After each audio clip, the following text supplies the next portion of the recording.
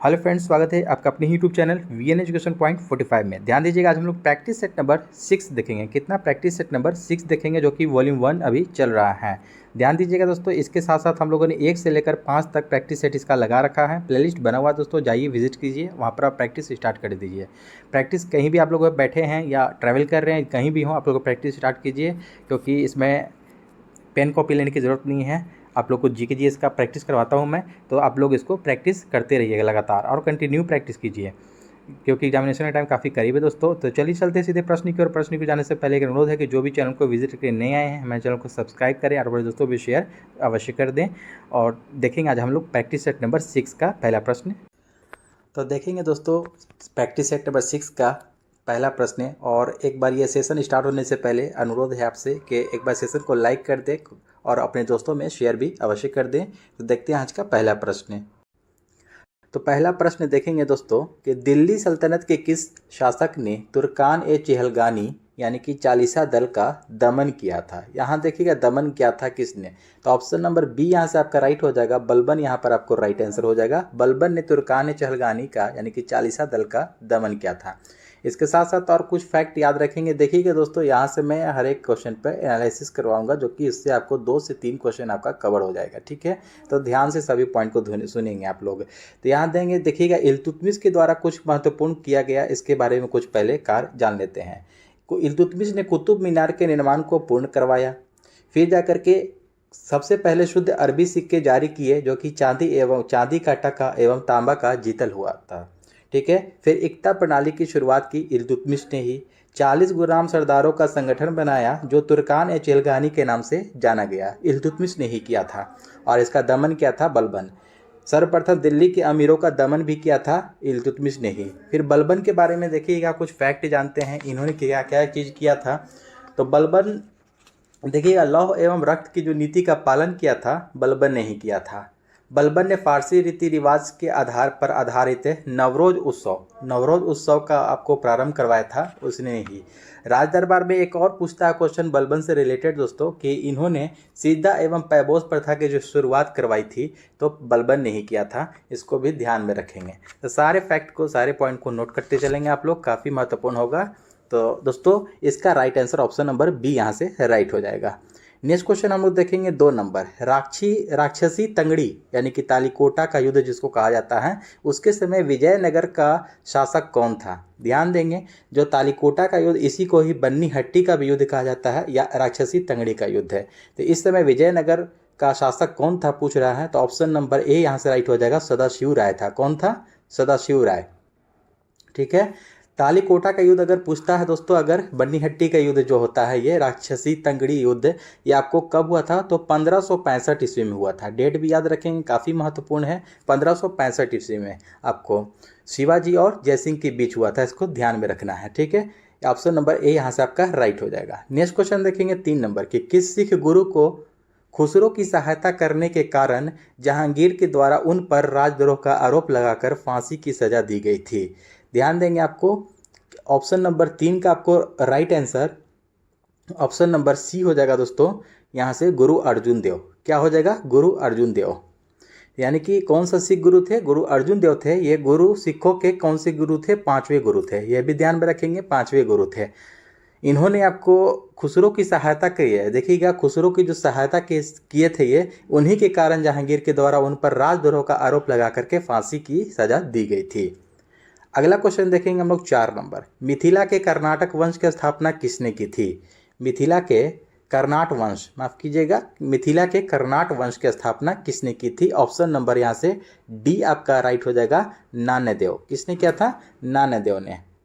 ये मिथिला जो है तिरहुत यानी के में नान्यदेव ने कर्नाट वंश की स्थापना की। नान्यदेव ने 1097 से 1147 ईस्वी तक शासन किया था। और ध्यान देंगे, कर्नाट वंश की राजधानी कहाँ थी? सिमरावगढ़। क्या थी? मैं लिख देता हूँ यहाँ पर आपको, सिमराव। ठीक है, सिमरावगढ़। ठीक है, सिमरावगढ़। ये आपको नान्यदेव, ये आपको कर्नाट वंश जो था, आपको ये कर्नाट वंश की राजधानी थी सिमरावगढ़। इसको भी ध्यान में रखेंगे। अगला प्रश्न है 5 नंबर। निम्नलिखित में से घटनाओं को कालक्रमानुसार व्यवस्थित करना है। देखिएगा, यहाँ पर वास्को डी गामा दूसरी बार जो भारत आया था 1501 ईस्वी में या 1502 भी कभी कभी दे देता है, ठीक है। तो 1501 या 2 ईस्वी में वांडीवाश का जो युद्ध हुआ था, ये आपको कब हुआ था? वांडीवाश का युद्ध 1760 ईस्वी में हुआ था। और ब्रिटिश ईस्ट इंडिया कंपनी की स्थापना कब हुई थी? ब्रिटिश इंडिया कंपनी की स्थापना 1599 ईस्वी में। कब? 1599 में। बेदरा का युद्ध जो हुआ था 1759 ईस्वी में हुआ था, 1759 ईस्वी में। तो इस प्रकार आपको राइट आंसर ऑप्शन नंबर यहाँ से सी आपका राइट हो जाएगा, ठीक है। नेक्स्ट क्वेश्चन देखेंगे हम लोग, किस मुगल सम्राट के काल में ईस्ट इंडिया कंपनी ने भारत में सर्वप्रथम कारखाना स्थापित किया था? कौन सा मुगल सम्राट था उसके काल में आपको ईस्ट इंडिया कंपनी, यानी कि ब्रिटिश भारत के बारे में पूछ रहा है, ब्रिटेन के बारे में, भारत में सर्वप्रथम कारखाना जो स्थापित किया था? ऑप्शन नंबर 6 का आपको राइट आंसर ऑप्शन नंबर यहाँ से देखिएगा डी हो जाएगा, जहांगीर के शासनकाल में। किसके शासनकाल में? जहांगीर के शासनकाल। देखिएगा मुगल सम्राट जहांगीर का जो शासन था 1605 से 1627 के बीच रहा। इसी दौरान ईस्ट इंडिया कंपनी ने भारतवर्ष में अपना पहला कारखाना 1608 ईस्वी में सूरत में खोला था। कहाँ? ध्यान देंगे, डेट याद रखेंगे, 1608 ईस्वी में कहाँ? सूरत में खोला था। यह भी प्रश्न पूछा जाता है आपको। अगला प्रश्न है 7 नंबर, वानर सेना एवं मंजरी सेना का गठन किस आंदोलन के दौरान किया गया था? देखिएगा, वानर सेना और मंजरी सेना था एक, ये आपको ऑप्शन नंबर सी यहाँ से आपका राइट हो जाएगा, सविनय अवज्ञा आंदोलन के दौरान किया गया था। 8 नंबर प्रश्न है कि निम्नलिखित में से किस अखबार को रातों रात वर्नाकुलर प्रेस एक्ट से बचने के लिए अंग्रेजी अखबार में तब्दील कर दिया गया था? यहाँ ध्यान देगा, ऑप्शन नंबर सी आपको यहाँ से राइट हो जाएगा, अमृत बाजार पत्रिका, ठीक है। अमृत बाजार पत्रिका, जिसको आपको इसके निकाला था शिशिर कुमार घोष और मोतीलाल नेहरू के दोनों के नेतृत्व में ये निकला था। ऐसे आपको शिशिर कुमार घोष का ही मेन नाम आता है इसमें, अमृत बाजार पत्रिका में। तो इन्होंने ही आपको इसका संपादक थे इस समाचार पत्र के। और यह है कि आपको वर्नाकुलर प्रेस एक्ट के आपको से बचने के लिए रातों रात जो है कि अंग्रेजी अखबार में तब्दील कर दिया गया था इसको। पहले ये जो है कि आपको बांग्ला भाषा में, ये अंग्रेजी और बांग्ला दोनों भाषा में होता था, छपता था, लेकिन फिर बाद में अंग्रेजी भाषा में छपने लगा। नेक्स्ट क्वेश्चन देखेंगे हम लोग कि क्रांति की तलवार में धार वैचारिक पत्थर पर रगड़ने से ही आती है, उपरोक्त कथन निम्नलिखित में से किसने कहा था? ऑप्शन नंबर यहाँ पर देखेंगे 9 का आपको बी राइट हो जाएगा, भगत सिंह ने यह कहा था। किसने कहा था? भगत सिंह ने कहा था। अगला प्रश्न देखेंगे हम लोग, नेक्स्ट 10 नंबर, निम्नलिखित में से किस क्षेत्र में अस्थायी बंदोबस्त की प्रथा प्रचलित नहीं थी? ध्यान देंगे, अस्थायी बंदोबस्त की आपको जो प्रथा थी ये प्रचलित नहीं के बारे में पूछ रहा है। 10 का देखिएगा, बंगाल, बिहार, उड़ीसा, पंजाब। तो ऑप्शन नंबर यहाँ से आपका डी राइट हो जाएगा, यहाँ नहीं थी, ठीक है। ऑप्शन नंबर डी यहाँ से आपका राइट हो जाएगा, बंगाल में आपको पंजाब में प्रचलित नहीं थी। भारत में देखिएगा, भारत में अंग्रेजों ने 3 प्रकार की भू राजस्व व्यवस्था लागू की, बंगाल, बिहार, उड़ीसा, ठीक है। बंगाल, बिहार और उड़ीसा। उत्तर पश्चिम प्रांत के बनारस खंड और उत्तरी कर्नाटक में भूमि के अस्थायी बंदोबस्त अर्थात जमींदारी प्रथा प्रचलित थी, ठीक है। नेक्स्ट क्वेश्चन देखेंगे हम लोग 11 नंबर, चंड प्रद्योग किस प्राचीन गणराज्य के राजा थे? ध्यान देंगे, चंड प्रद्योग पूछ रहा है कि किस प्राचीन गणराज्य के राजा थे? ऑप्शन नंबर सी यहाँ से आपका राइट हो जाएगा, उड़ीसा के थे आपको, ठीक है। चंड प्रद्योत जो थे अवंती का शासक था। ये कहाँ का? अवंती का शासक था। बुद्ध काल में अवंती की राजधानी उज्जैन थी। बिंबिसार के समय में मगध के साथ चंड प्रद्योत का संबंध मैत्रीपूर्ण था। एक बार आपको प्रद्योत के पांडुरोग से ग्रसित होने पर बिंबिसार ने अपने राजवंश जीवक को उसके उपचार के लिए भी भेजा था। Right answer option number C हो जाएगा यहाँ से आपका। नेक्स्ट क्वेश्चन है, निम्नलिखित में से कौन सुमेलित नहीं है? इनमें से देखिएगा, सुमेलित नहीं के बारे में पूछ रहा है। ऑप्शन नंबर 12 का आपको यहाँ से देखिएगा, कुषाण स्वर्ण एवं ताम्र का ये बोल रहा है कि सिक्कों के धातु जो चलते थे कौन सा राजवंश में, तो कुषाण वंश में स्वर्ण और ताम्र, ये आपको बिल्कुल सही है। गुप्त वंश में कह रहा है कि स्वर्ण एवं रजत, ये भी सही है आपका। कि सातवाहन हो जाएगा स्वर्ण, ये आपको गलत हो जाएगा। स्वर्ण के सिक्का नहीं, आपको सातवाहन में जो कि सीसा का मेन फेमस था, और चांदी और तांबा का, ठीक है। इसको ध्यान में रखेंगे हम लोग, ठीक है। शीशे के सिक्के जारी किए थे उन्होंने, चांदी, तांबा और सीसा का। कलचौरी में आपको स्वर्ण, रजत, ताम्र का सिक्का था, ये आपको चलता था धातु, ये आपको बिल्कुल सही है। ऑप्शन नंबर सी आपको यहाँ से राइट हो जाएगा। नेक्स्ट क्वेश्चन है आपका कि वर्तमान में उच्चतम न्यायालय में कुल कितने न्यायाधीश हैं? ध्यान देंगे, वर्तमान में पूछ रहा है कि आपको उच्चतम न्यायालय में कुल कितने न्यायाधीश हैं, तो टोटल आपको 34 हो जाएगा आपको, ठीक है। एक मुख्य न्यायाधीश, आपको 33 अन्य न्यायाधीश। तो ऑप्शन नंबर सी यहाँ से आपका राइट हो जाएगा, टोटल 34 है। नेक्स्ट क्वेश्चन देखें, अभी देखिए आपको वर्तमान में जो आपको भारत के 50वें मुख्य न्यायाधीश कौन है, तो ये डी वाई चंद्रचूड़ नाम याद रखेंगे। नेक्स्ट क्वेश्चन है, लोकसभा में किसी विधेयक पर आम बहस निम्नलिखित में से किस स्तर पर होती है, तो ये आपको ऑप्शन नंबर यहाँ से 14 का बी हो जाएगा राइट। द्वितीय वाचन में, कौन से वाचन में, द्वितीय वाचन में होती है। किसी भी विधेयक को पूर्व स्थापित करने का प्रक्रम उसका प्रथम वाचन होता है। द्वितीय वाचन में विधेयक पर विचार विमर्श होता है, सदन के सदस्य इसी स्तर पर आम बहस करते हैं। Right answer option number B हो जाएगा।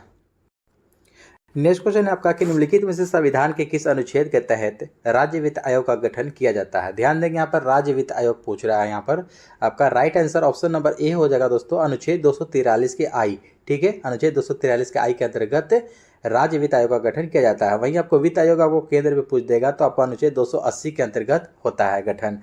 इसे ध्यान देंगे, अनुच्छेद 243 का डी जो है आपको पंचायत में आरक्षण से संबंधित है। अनुच्छेद 243 के है जो आपको ये पंचायत के लिए आपको चुनाव से संबंधित है। 243 का एच जो है आपको पंचायत में विधियों पर कर लगाने के अधिकार से संबंधित है। नेक्स्ट क्वेश्चन देखेंगे हम लोग 16 नंबर, निम्नलिखित में से कौन युग्म सुमेलित नहीं है। यहाँ पर ध्यान देंगे कौन सा युग्म सुमेलित नहीं पूछ रहा है। तो उपराष्ट्रपति का पद संयुक्त राज्य अमेरिका से लिया गया है या कहाँ से, देखिएगा 16 का आपको राइट आंसर पूछ रहा है, गलत के बारे में पूछ रहा है। तो ये आपको पहला वाला सही है कि अमेरिका से लिया गया है। राज्यसभा के सदस्यों का निर्वाचन आयरलैंड यहाँ पर दे रहा है जो कि गलत हो जाएगा। ये दक्षिण अफ्रीका से लिया गया है। ऑप्शन नंबर बी यहाँ से आपका राइट हो जाएगा, यही गलत है। ठीक है, आयरलैंड से आपको नीति निर्देशक तत्व लिया गया है, इसको ध्यान में रखेंगे। राज्यों में राज्यपाल की नियुक्ति कनाडा से लिया गया है, बिल्कुल सही है। ये संसदीय विशेषाधिकार ब्रिटेन से लिया गया है, यह भी सही है आपको। नेक्स्ट क्वेश्चन देखेंगे हम लोग 17 नंबर की, वरीयता क्रम में छठे स्थान पर लोकसभा अध्यक्ष के साथ किसको रखा गया है। वरीयता अनुक्रम में पूछ रहा है कि छठे स्थान पर लोकसभा अध्यक्ष के साथ किसको रखा गया है। तो यहाँ पर आपको 17 का राइट आंसर ऑप्शन नंबर यहाँ पर देखेंगे हम लोग डी राइट हो जाएगा। भारत के मुख्य न्यायाधीश को छठे क्रम पर रखा गया है, छठे स्थान पर। देखेंगे इसमें हम लोग कुछ कौन कौन सा कैसे स्थान पे आता है।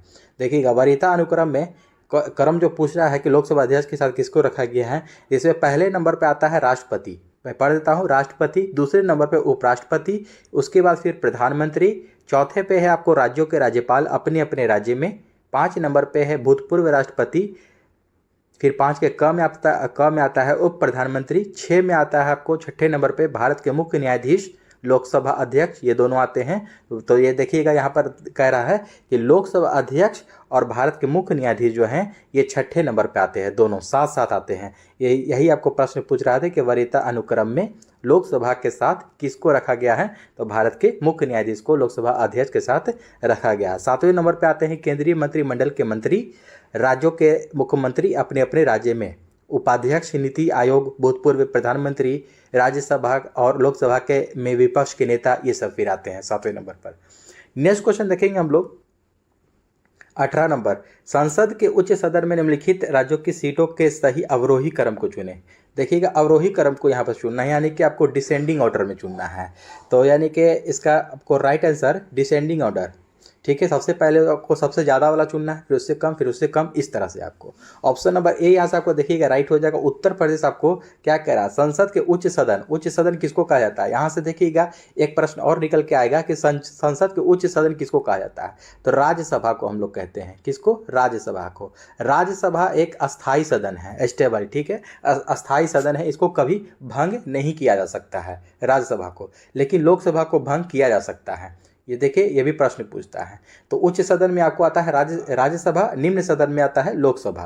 तो यहाँ देखिएगा उच्च सदन में पूछ रहा है, उत्तर प्रदेश में आपको 31 सीट, फिर महाराष्ट्र में आपको 19 सीट, तमिलनाडु में 18 सीट, फिर बिहार में अपना है 16 सीट। इसको याद रखना है, बिहार को तो एकदम खास करके याद रखिएगा आप लोग, सभी का याद रखना है। काफ़ी अच्छे प्रश्न ही आपको इस तरह से सजाने के लिए देता है। ऑप्शन नंबर ए यहाँ से आपका राइट हो जाएगा 18 का।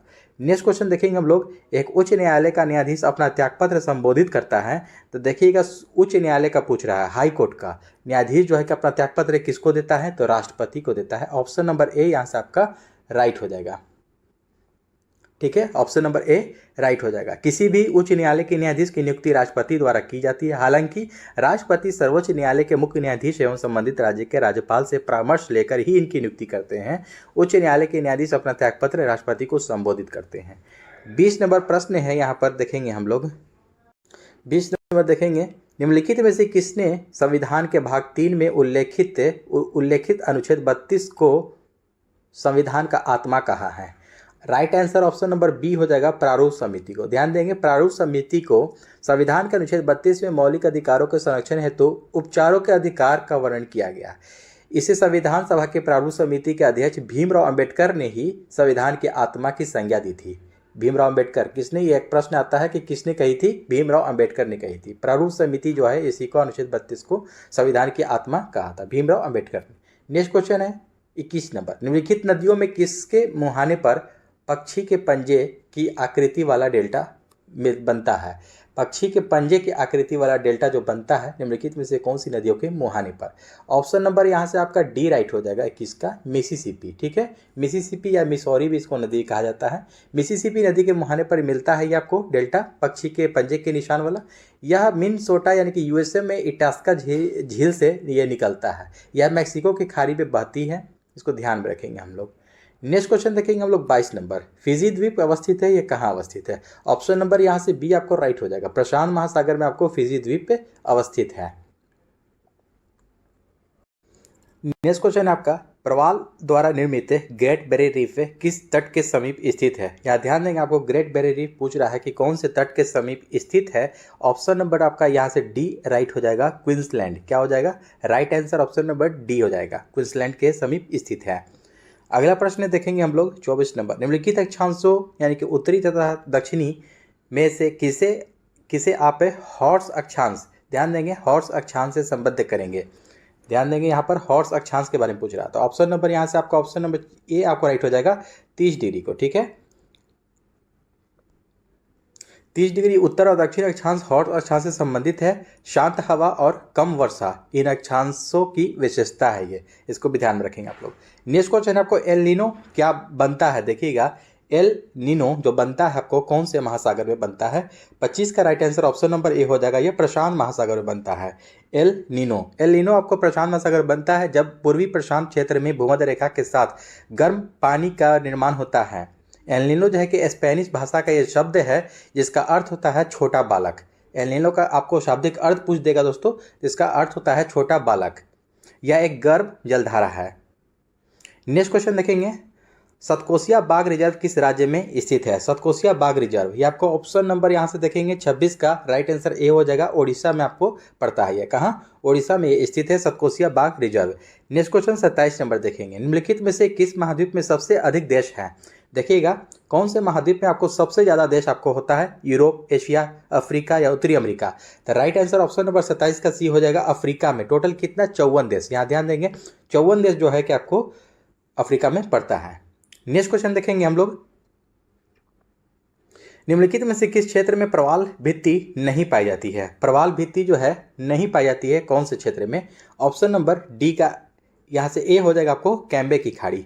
28 का राइट आंसर कैम्बे की खाड़ी जो हो जाएगा, कैम्बे की खाड़ी में प्रवाल भित्ति नहीं पाई जाती है। नेक्स्ट क्वेश्चन आपको कि भारत में किस राज्य का सर्वाधिक क्षेत्र घने पतझड़ वाले जंगल से घिरा है? घने पतझड़ वाले जंगल से घिरा है भारत में कौन सा राज्य है जो? नेक्स्ट क्वेश्चन देखिएगा, ऑप्शन नंबर इसका सी राइट हो जाएगा, मध्य प्रदेश। क्या हो जाएगा? मध्य प्रदेश इसका राइट आंसर हो जाएगा। मध्य प्रदेश जो है कि आपको 77,493 वर्ग किलोमीटर ये आपको फैला हुआ है, इसमें इसको ध्यान में देंगे, जो कि जंगल से घिरा हुआ है 2021 रिपोर्ट के मुताबिक। नेक्स्ट क्वेश्चन देखेंगे हम लोग, छठी पंचवर्षीय योजना के दौरान निम्नलिखित में से कौन सा कार्यक्रम शुरू किया गया था? छठी पंचवर्षीय योजना में जो है कौन सा कार्यक्रम शुरू किया गया था? तो ऑप्शन नंबर 30 का ए हो जाएगा, एकीकृत ग्रामीण विकास योजना। एकीकृत ग्रामीण विकास योजना शुरू किया गया था। ये जो है कि आपको 2 अक्टूबर 1980 को प्रारंभ किया गया था, इसको डेट भी याद रखेंगे। ठीक है, छठी पंचवर्षीय योजना का अगर काल पूछ देगा तो वहीं क्या है, 80 से 85, 1980 से 85 चला था ये छठी पंचवर्षीय योजना। नेक्स्ट क्वेश्चन देखेंगे हम लोग, अगला प्रश्न है कि सार्वजनिक वितरण प्रणाली का लक्ष्य क्या है? सार्वजनिक वितरण प्रणाली का लक्ष्य क्या है? तो गरीबों को खाद्य सुरक्षा उपलब्ध कराना, जमाखोरी एवं कालाबाजारी को रोकना, व्यापारियों के द्वारा अधिक मूल्य लिए जाने से रोकना, उपयुक्त सभी हो जाएगा। यहाँ से आपका right answer option number D हो जाएगा।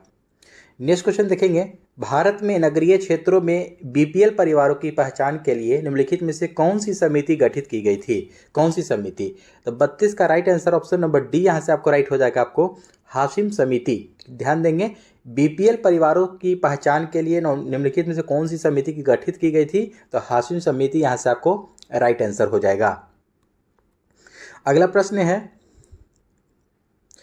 कारपाट का संबंध किससे है? देखिएगा, कापाट, माफ कीजिएगा, कापाट का संबंध किससे है? 33 का right answer option number D हो जाएगा, ग्रामीण कल्याण ग्रामीणों की सहायता व मूल्यांकन से। ठीक है, ग्रामीण कल्याण कार्यक्रमों की सहायता व मूल्यांकन से संबंधित है कापाट का संबंध है ये। अगला प्रश्न देखेंगे, निम्नलिखित में से युग्मों में से कौन सा सही सुमेलित नहीं है? यहाँ पर नहीं के बारे में पूछ रहा है, निगेटिव पूछ रहा है। औद्योगिक वित्त, देखिएगा 34 का आपको राइट आंसर, औद्योगिक वित्त जो है आपको सिडबी से संबंधित है, सही है। सामाजिक सुरक्षा उपाय भारत निर्माण सही है। ग्रामीण साख नाबार्ड सही है, नाबार्ड की स्थापना 1982 में हुई थी, इसको भी ध्यान रखेंगे। ग्रामीण रोजगार ये आपको SJSRY, ये आपको गलत हो जाएगा आंसर, यहाँ से यही गलत है, ऑप्शन नंबर डी यहाँ से आपका राइट हो जाएगा। ठीक है, स्वर्ण जयंती जो आपको है ये ग्रामीण रोजगार, ये जो है आपको ग्रामीण रोजगार जो है ये आपको शहरी बेरोजगारी से संबंधित है, इसको ध्यान रखना है। नेक्स्ट क्वेश्चन देखेंगे हम लोग, रियो डी जेनेरियो में संपन्न अंतर्राष्ट्रीय सम्मेलन था, तो 35 का ऑप्शन नंबर ए राइट हो जाएगा, संयुक्त राष्ट्र पर्यावरण एवं विकास सम्मेलन का। ठीक है, संयुक्त राष्ट्र पर्यावरण एवं विकास सम्मेलन का ये आपको अंतर्राष्ट्रीय सम्मेलन था, रियो डी जेनेरियो, ये आपको ब्राजील में पड़ता है। नेक्स्ट क्वेश्चन देखेंगे, 68वां फिल्म फेयर पुरस्कार 2023 में किसे सर्वश्रेष्ठ अभिनेता का खिताब दिया गया है? 68वां फिल्म फेयर पूछ रहा है 2023 में जो हुआ था, सर्वश्रेष्ठ अभिनेता, इसका right answer option number B हो जाएगा, यहाँ से राजकुमार राव। ठीक है, राजकुमार राव को दिया गया। और इसमें कुछ और फैक्ट देख लेंगे हम लोग कि राजकुमार राव जो है कि सर्वश्रेष्ठ अभिनेता इसमें दिया गया था। और सर्वश्रेष्ठ फिल्म कौन सा इसमें रहा फिल्म फेयर अवार्ड में 68वां में? आपको गंगूबाई काठियावाड़, जो आलिया भट्ट का था, आप लोग जानते होंगे, गंगूबाई काठियावाड़ी। सर्वश्रेष्ठ निदेशक थे संजय हैं आपको संजय लीला भंसाली, सर्वश्रेष्ठ अभिनेत्री आलिया भट्ट। नेक्स्ट क्वेश्चन देखेंगे हम लोग, 27वां चोगम सम्मेलन का आयोजन कहाँ किया जाएगा? तो राइट आंसर 37 का ऑप्शन नंबर ए हो जाएगा आपको, सामोआ में। कहाँ? सामोआ में किया जाएगा। अगला प्रश्न है, समर्थ योजना की शुरुआत किस मंत्रालय के द्वारा की गई है? समर्थ योजना की शुरुआत है 38 का right answer option number B हो जाएगा, कपड़ा मंत्रालय के द्वारा ये किया गया है, समर्थ योजना की शुरुआत की गई है। नेक्स्ट क्वेश्चन देखेंगे, त्रिपुरा सरकार ने पर्यटन क्षेत्र को बढ़ाने के उद्देश्य से किसे अपना ब्रांड एम्बेसडर नियुक्त किया है? त्रिपुरा सरकार, राइट आंसर 39 का आपको ए हो जाएगा, सौरभ गांगुली को। त्रिपुरा सरकार जो है पर्यटन क्षेत्र को बढ़ावा देने के लिए जो ब्रांड एम्बेसडर नियुक्त किया है तो सौरभ गांगुली को। नेक्स्ट क्वेश्चन है कि हाल ही में किस राज्य के द्वारा लेवेंडर महोत्सव मनाया गया है? राइट आंसर ऑप्शन नंबर यहाँ से डी हो जाएगा, जम्मू कश्मीर के द्वारा लेवेंडर महोत्सव अभी हाल ही में मनाया गया है। नेक्स्ट क्वेश्चन, किस देश ने प्रधानमंत्री नरेंद्र मोदी को ऑर्डर ऑफ द नाइल से सम्मानित किया है? तो राइट आंसर 41 का ए हो जाएगा, मिस्र देश ने। किसने? मिस्र ने। ऑर्डर ऑफ द क्या है याद रखेंगे, order of the Nile important हो जाएगा, ये नरेंद्र मोदी प्रधानमंत्री को ये सम्मानित किया है। अगला प्रश्न, बजट 2023-24 के अनुसार राजस्व घाटा जीडीपी का कितना प्रतिशत है? 2023-24 के अनुसार पूछ रहा है, आपको के अनुसार पूछ रहा है। जीडीपी यानी कि ग्रॉस डोमेस्टिक प्रोडक्ट यानी कि सकल घरेलू उत्पाद, इसका आपको कितना परसेंट है? तो 42 का राइट आंसर ऑप्शन नंबर यहाँ से सी हो जाएगा, 2.9%, याद रखेंगे इसको। नेक्स्ट क्वेश्चन है, बजट 2023-24 के अनुसार विदेशी मुद्रा भंडार में भारत का स्थान क्या है? तो ध्यान देंगे, यह भी आपको इंपॉर्टेंट प्रश्न हो जाएगा। विदेशी मुद्रा भंडार में पूछ रहा है भारत का स्थान, तो भारत का स्थान 6ठा है, ऑप्शन नंबर यहाँ से सी राइट हो जाएगा। ठीक है, प्रथम स्थान पूछ देगा तो वैक्सीन निर्माण, भारत का स्थान देखिएगा, प्रथम आपको ये देखिएगा वैक्सीन निर्माण में आपको प्रथम स्थान है। मुद्रा भंडार में पूछ रहा था, ये 6ठा है। वैक्सीन निर्माण पहला, दूध उत्पादन में भी प्रथम है, कच्चा इस्पात विभिन्न क्षेत्र में ये सब है, कच्चा इस्पात उत्पादन दूसरा, अंडा उत्पादन तीसरा, रेलवे नेटवर्क चौथा। अगला प्रश्न देखेंगे 44 नंबर, उपग्रह EOS 07 को किस प्रक्षेपण यान के द्वारा प्रक्षेपित किया गया है? उपग्रह EOS 07 को, तो राइट आंसर ऑप्शन नंबर 44 का बी हो जाएगा आपको, SSLV D2 के द्वारा EOS उपग्रह जो है आपको EOS 07 जो है ये आपको प्रक्षेपित किया गया है। अगला प्रश्न देखेंगे, बिहार जाति आधारित जनगणना 2022 रिपोर्ट के अनुसार बिहार में अत्यंत पिछड़ी जाति का जनसंख्या कितना प्रतिशत है? 45 का right answer option number B हो जाएगा 36.01%। इसको बाबू VVI लगा लीजिएगा आप लोग, ठीक है। ये आपको राइट आंसर ऑप्शन नंबर यहाँ से बी हो जाएगा 36.01%। आपको ये VVI हो जाएगा। पूछ रहा है कि बिहार में आपको जो जाति आधारित जनगणना हुआ था 2022 में, उस रिपोर्ट के अनुसार बिहार में अत्यंत पिछड़ा जाति का पूछ रहा है, तो 36.01% याद रखेंगे इसको। अगला प्रश्न है कि फोर्ब्स अरबपति सूची 2023 के अनुसार भारतीय अरबपति मुकेश अंबानी का स्थान क्या है। तो 46 का आपको राइट आंसर ऑप्शन नंबर देखिएगा सी है। आपको फोर्ब्स के पूछ रहा है, फोर्ब्स के अनुसार अरबपति सूची 2023 का जो सूची तैयार किया गया है उसमें अरबपति मुकेश अंबानी का जो स्थान है 9वां स्थान है। कौन सा स्थान है? 9वां स्थान है।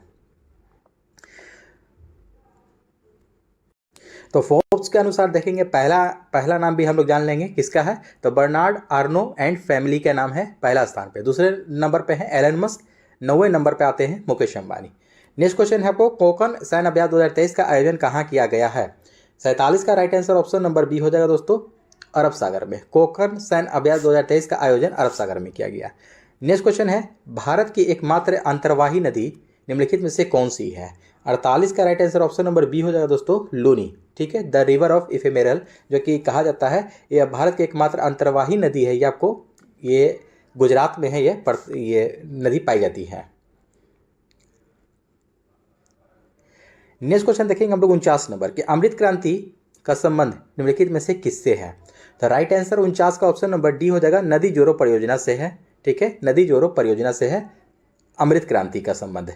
वहीं देखेंगे हम लोग मसाला उत्पादन जो हो जाता है आपको, मसाला उत्पादन बादामी क्रांति से है। मसाला उत्पादन बादामी क्रांति से। बागवानी हो जाता है स्वर्ण क्रांति से, ठीक है। फल उत्पादन हो जाता है आपको, फल उत्पादन सुनहरी क्रांति से संबंधित है। नेक्स्ट क्वेश्चन देखेंगे हम लोग 50 नंबर प्रश्न है कि सार्वजनिक वितरण प्रणाली PDS का संचालन किसके द्वारा किया जाता है। सार्वजनिक वितरण प्रणाली PDS का संचालन राइट आंसर 50 का आपका ऑप्शन नंबर सी हो जाएगा, ए और बी दोनों, यानी कि राज्य सरकार भी और केंद्र सरकार भी दोनों के द्वारा किया जाता है।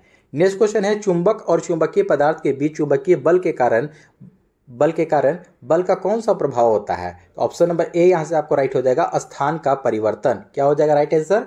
स्थान का परिवर्तन। चुंबक के द्वारा किसी चुंबकीय पदार्थ को अपनी ओर आकर्षित किया जाता है, परिणाम स्वरूप पदार्थ का स्थान परिवर्तन होता है और वह चुंबक के करीब चला जाता है। नेक्स्ट क्वेश्चन है आपका, विद्युत इंसुलेटर का गुण है आपको, तो राइट आंसर ऑप्शन नंबर 52 का बी यहाँ से राइट हो जाएगा, बिजली का संचालन ना करना। विद्युत इंसुलेटर का गुण आपको हो जाएगा बिजली का संचालन ना करना। नेक्स्ट क्वेश्चन 53 नंबर, निम्नलिखित में से कौन सबसे छोटी इकाई कौन सी है। इनमें से सबसे छोटी इकाई देखिएगा, मिलीमीटर, एंगस्ट्रम, फर्मी या मीटर। ध्यान देंगे 53 का ऑप्शन नंबर यहाँ से सी हो जाएगा, फर्मी, ठीक है। एटो फेम्टो जो होता है, एटो फेम्टो यानी कि 10 के पावर आपको -15 हो जाएगा ये, ठीक है। यानी कि सबसे छोटा आपको ये इकाई है। 53 का ऑप्शन नंबर सी आपको राइट हो जाएगा। नेक्स्ट क्वेश्चन देखेंगे हम लोग 54 नंबर, वक्रीय गति का एक उदाहरण है। ध्यान देंगे वक्रीय गति का एक उदाहरण है, तो 54 का यहाँ से राइट आंसर ऑप्शन नंबर यहाँ से डी हो जाएगा, भाला फेंक, ठीक है। भाला फेंक, जो भाला फेंका जाता है तो यह एक वक्रीय गति का एक उदाहरण हो जाता है, ठीक है। चरखा आपको इसमें से देखेंगे तो वृत्ताकार गति का उदाहरण है चरखा 54 में, ठीक है। चरखा आपको ये हो जाएगा। एक पेंडुलम जो हो जाएगा आपको ये अलग इसका भी होता है, लेकिन भाला जो फेंकेंगे हम ना वो लोग आपको वक्रीय गति का एक उदाहरण हो जाता है। नेक्स्ट क्वेश्चन, निम्नलिखित में से कौन से यंत्र किसी भी वस्तु या द्रव की गति मापने के लिए किया जाता है। देखिएगा यहाँ से ध्यान देंगे क्या कह रहा है क्वेश्चन नंबर, कि वस्तु या द्रव की गति मापने के लिए किया जाता है, कौन से यंत्र का उपयोग है। 55 का आपको राइट आंसर ऑप्शन नंबर देखेंगे हम लोग, देखिएगा tachometer, radar, speedometer, venturimeter. Option number 55 का यहाँ से डी राइट हो जाएगा। 1 2 3 4 चारों सही है, ठीक है।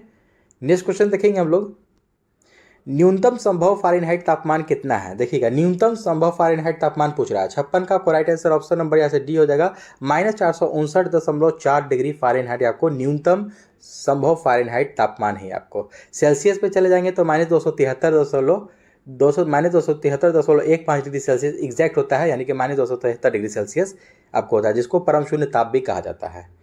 नेक्स्ट क्वेश्चन 57 नंबर देखेंगे, आवृत्ति भी और समयावधि टी संबंधित है, तो राइट आंसर 57 का आपको ऑप्शन नंबर ए हो जाएगा, v × t = 1, ठीक है। ये आपको राइट आंसर हो जाएगा। नेक्स्ट क्वेश्चन देखेंगे, मानव शरीर में रक्त की मात्रा शरीर के भार का लगभग कितना प्रतिशत होता है। तो देखिएगा शरीर के भार का आपको लगभग 7 से 8% होता है। कितना होता है?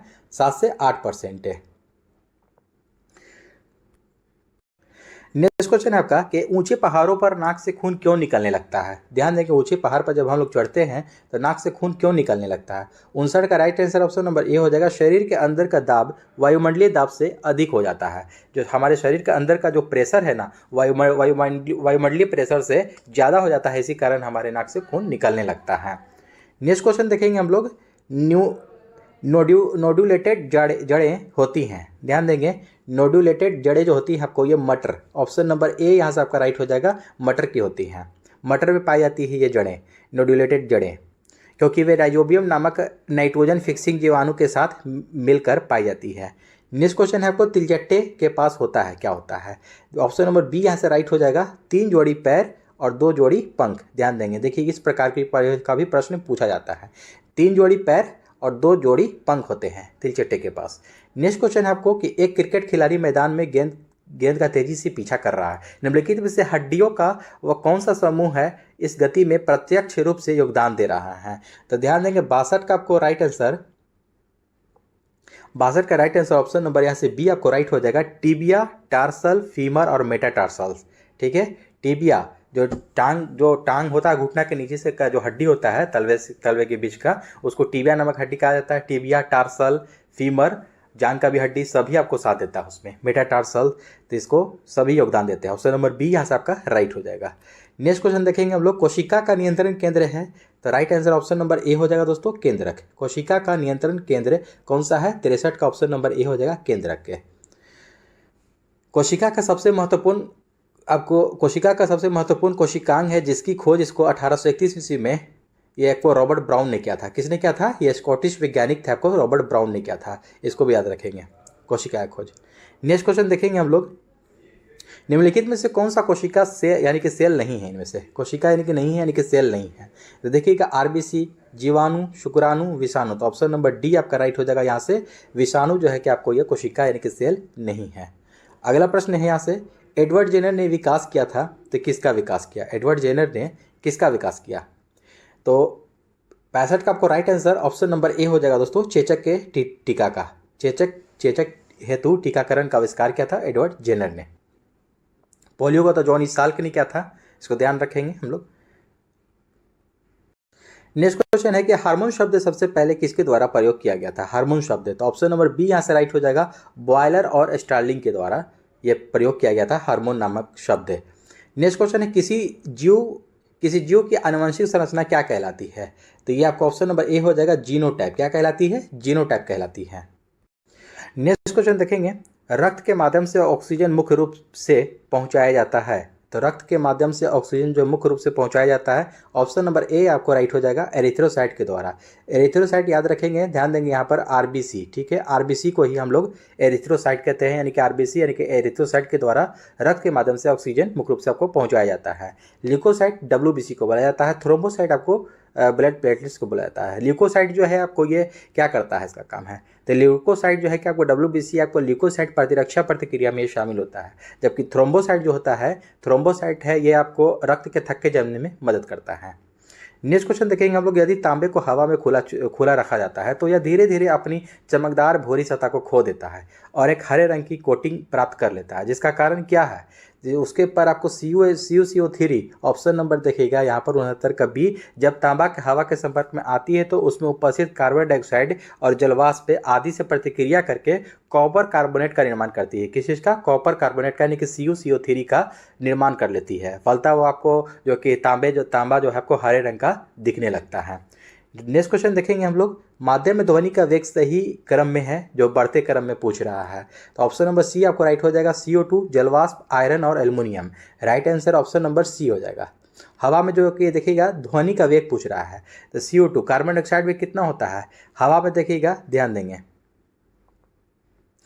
CO2 का मतलब हो गया, देखिएगा हवा में होता है आपको 332 मीटर पर सेकंड। CO2 में अब कितना होता है? कार्बन डाइऑक्साइड में 260 मीटर पर सेकंड होता है, 260 का स्पीड। जलवाष्प में कितना होता है? 405। ठीक है, 405 मीटर पर सेकेंड, उससे ज़्यादा होगी आपको।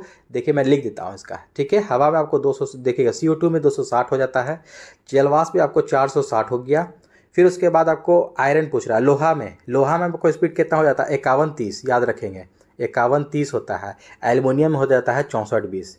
मीटर पर सेकेंड, सब मीटर पर सेकेंड में है। नेक्स्ट क्वेश्चन देखेंगे हम लोग, निम्नलिखित में से कौन सा समूह अम्लीय प्रकृति का है। अम्लीय प्रकृति का पूछ रहा है यहाँ पर। 71 का right answer option number D हो जाएगा। चींटी का डंक और सिरका जो है ये आपको अम्लीय प्रकृति का है। नेक्स्ट क्वेश्चन देखेंगे, निम्नलिखित में से कौन सी धातु प्रकृति में अपनी मूल अवस्था में मौजूद है। कौन सी धातु है जो प्रकृति में अपनी मूल अवस्था में मौजूद है। 72 का right answer option number D हो जाएगा। 2 और 4 इनमें से, ठीक है। एक होता है एयू यानी कि औरम, सोना को जिसको कहा जाता है, और 4 हो जाएगा एजी यानी कि चांदी, अर्जेंटम, ठीक है। तो सोना और चांदी जो है कि आपको अपनी प्रकृति में मूल अवस्था में मौजूद होती है। नेक्स्ट क्वेश्चन देखेंगे हम लोग, निम्नलिखित में से सर्वाधिक के विद्युत धनात्मक तत्व कौन सा है। ध्यान देंगे, सर्वाधिक विद्युत धनात्मक तत्व इनमें से पूछ रहा है कि कौन सा है। 73 का आपको राइट आंसर, 73 का ऑप्शन नंबर सी हो जाएगा आपको, फ्रांसियम, ठीक है। फ्रांसियम जो है कि आपको सर्वाधिक विद्युत धनात्मक तत्व है। अगला क्वेश्चन देखेंगे हम लोग, प्रकाश के क्वांटम सिद्धांत का प्रतिपादन किसने किया था। प्रकाश के क्वांटम सिद्धांत का प्रतिपादन किसने किया था। तो ऑप्शन नंबर ए हो जाएगा यहाँ से, आइंस्टाइन ने किया था, ठीक है। आइंस्टाइन आपको यहाँ से राइट आंसर हो जाएगा। नेक्स्ट क्वेश्चन देंगे 75 नंबर, और इस सेट का आपको अंतिम प्रश्न है कि ऊन देने वाले जंतुओं का समूह इनमें से बताना है। ऊन देने वाला जंतु, ऑप्शन नंबर 75 का ए ही राइट हो जाएगा कि भेड़, बकरी, ऊंट और याक, ठीक है। ये चारों जो जानवर हैं ये आपको ऊन देने वाले जानवर हैं, जंतु हैं। तो दोस्तों आई होप कि आज का विषय अच्छा लगा तो हमारे चैनल को सब्सक्राइब कर लें और अपने दोस्तों में भी अवश्य शेयर कर दें। तो चलिए मिलते हैं एक और नेक्स्ट के साथ, एक और सेट के साथ। जय हिंद।